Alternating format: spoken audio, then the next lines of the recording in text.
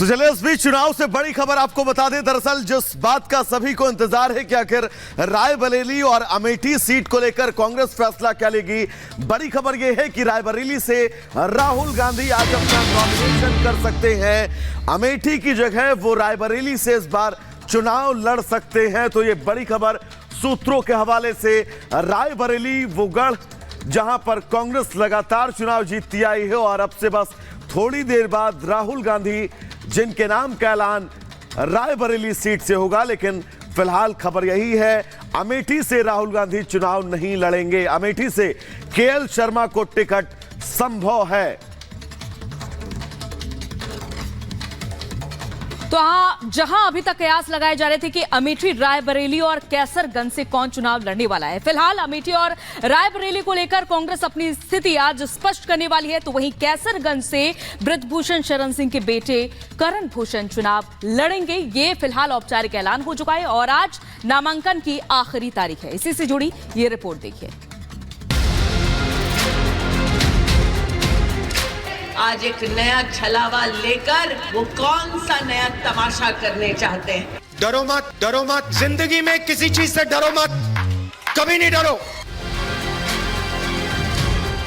मर जाऊंगा लेकिन इस विश्वास को कभी खोने नहीं दूंगा। स्मृति की ललकार से डर गए राहुल। राहुल ने अमेठी से क्यों बनाई दूरी? अगर हार का डर नहीं तो फिर दूरी क्यों? अमेठी रायबरेली से उम्मीदवार कौन, इसे लेकर कांग्रेस मानो कंफ्यूजन के कुएं में गोते लगा रही थी। लेकिन अब सूत्रों के हवाले से जो खबरें सामने आ रही हैं वो साफ कर रही हैं कि 24 के चुनाव में राहुल गांधी वायनाड के बाद अब रायबरेली सीट से चुनाव लड़ेंगे। यानी अमेठी से राहुल गांधी इस बार कांग्रेस प्रत्याशी नहीं होंगे। राहुल ने चुनाव लड़ने के लिए सोनिया गांधी की सीट रायबरेली को चुना है, जहां से बीजेपी ने दिनेश प्रताप सिंह को टिकट दिया है। डरना नहीं है कहने वाले राहुल गांधी अमेठी में स्मृति की ललकार से डर गए हैं। शायद हार के डर ने उन्हें अपनी परंपरागत और विरासत वाली सीट को छोड़ने पर मजबूर कर दिया है।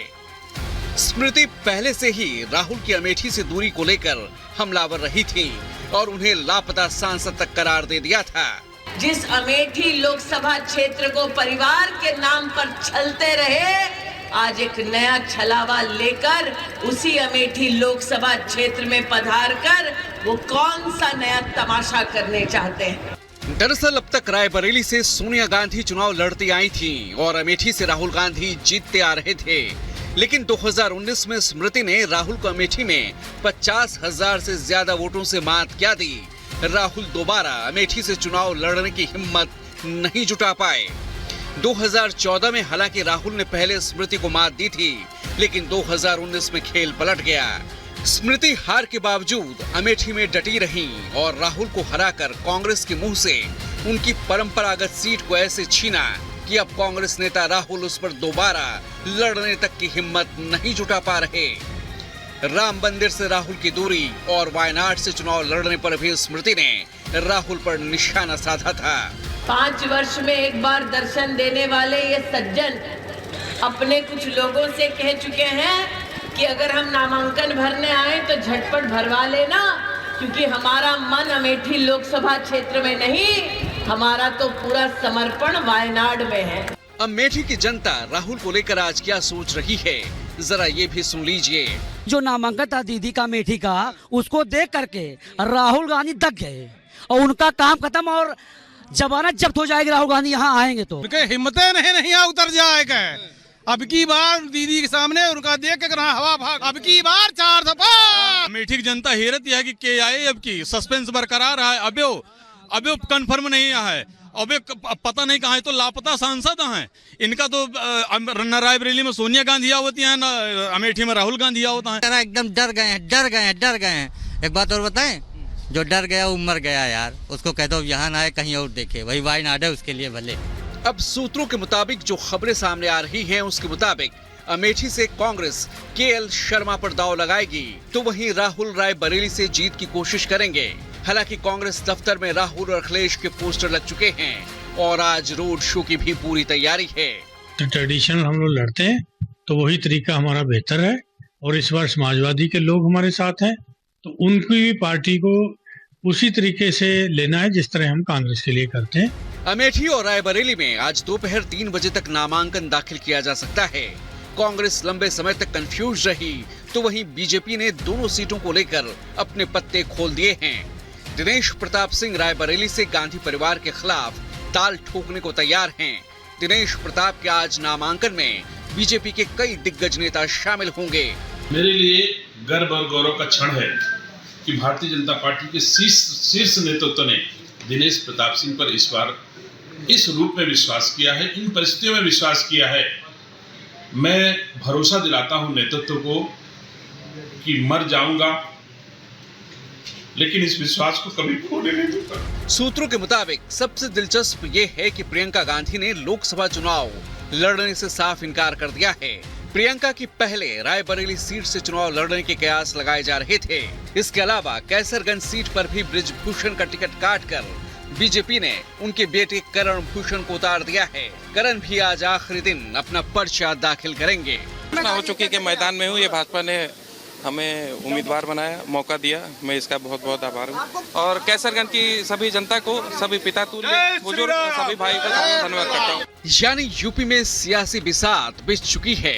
अमेठी, रायबरेली और कैसरगंज में नामांकन के साथ अब तीसरे चरण के चुनाव से पहले फोकस यूपी पर है, जहां बीजेपी 80 की 80 सीटें जीतकर मिशन 400 पार के मेगा लक्ष्य को हासिल करना चाहती है।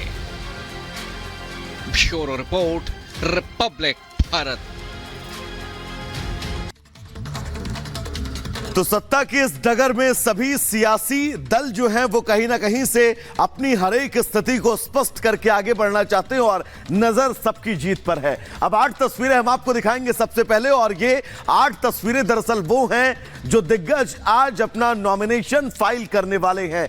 रायबरेली से राहुल के नाम को लेकर सस्पेंस जरूर बरकरार है लेकिन उम्मीद यही है कि रायबरेली से राहुल गांधी आज अपना नॉमिनेशन करेंगे।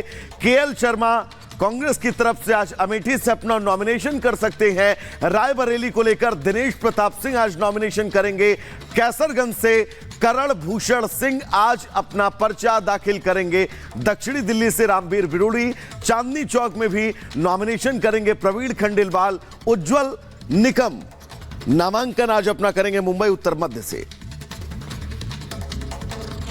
तो देखिए, चुनावी जंग में जनता से वोट की अपील के साथ ही जीत का आशीर्वाद मांगने के लिए आज भी कई नेता मैदान में नजर आने वाले हैं और ये 5 तस्वीरें आपके सामने, ये 5 तस्वीरें सारी कहानी बयां कर रही है चुनावी मैदान में जितने भी दिग्गज उतरे हुए हैं।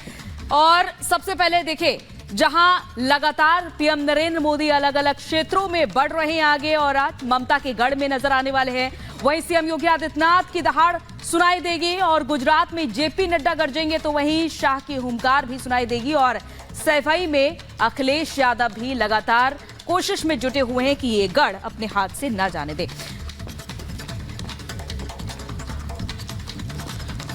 तो ये देखा जा रहा है कि अब महज कुछ ही चरण बाकी है और इसके लिए लगातार तमाम दिग्गज चुनावी मैदान में उतरकर अपनी अपनी धाक जमाने की कोशिश कर रहे हैं। तो तीसरे चरण के रण से पहले पीएम मोदी का ताबड़तोड़ प्रचार जारी है और आज पीएम नरेंद्र मोदी ममता के गढ़ में सियासी प्रचार करेंगे।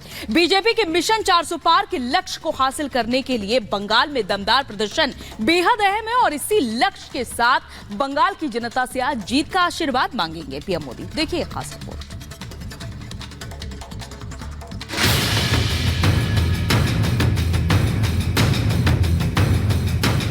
कांग्रेस मर रही है और वहां पाकिस्तान रो रहा है। वो प्रधानमंत्री बनाने के लिए पाकिस्तान उतावला है।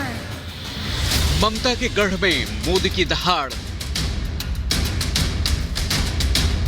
जीत की ललकार, मिशन 400 पार। ममता को मात देने की मेगा तैयारी।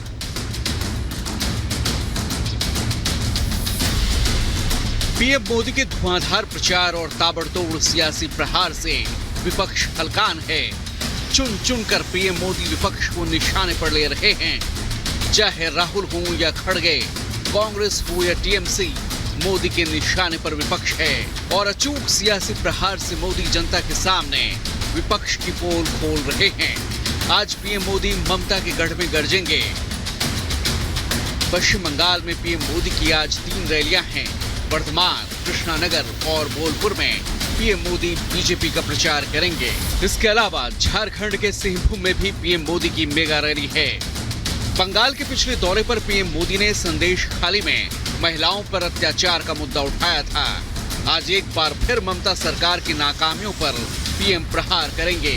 मुस्लिम तुष्टीकरण को लेकर लगातार बीजेपी ममता सरकार को घेरती रही है और सीएए एनआरसी के खिलाफ ममता बनर्जी आवाज बुलंद करती रही हैं। बीजेपी सरकार ने मुस्लिम बहनों को अत्याचार से बचाने के लिए 3 तलाक खत्म किया तो टीएमसी ने इसका विरोध किया।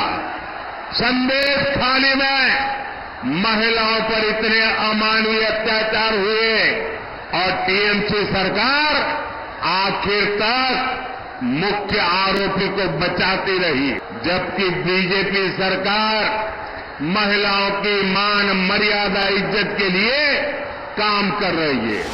पीएम मोदी और बीजेपी बखूबी जानते हैं कि 400 पार का लक्ष्य तभी मुमकिन हो पाएगा जब गैर बीजेपी शासित राज्यों, खासकर बंगाल और दक्षिण में बीजेपी बम्पर प्रदर्शन करे। पीएम मोदी लगातार इंडी गठबंधन और खासकर कांग्रेस पर करारा प्रहार कर रहे हैं।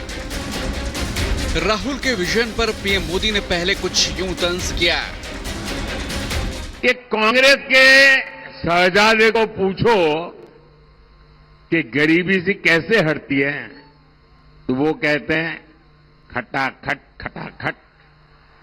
शहजादे को पूछो ग्रोथ कैसे होती है, तो वो कहते हैं ठकाठक ठकाठक।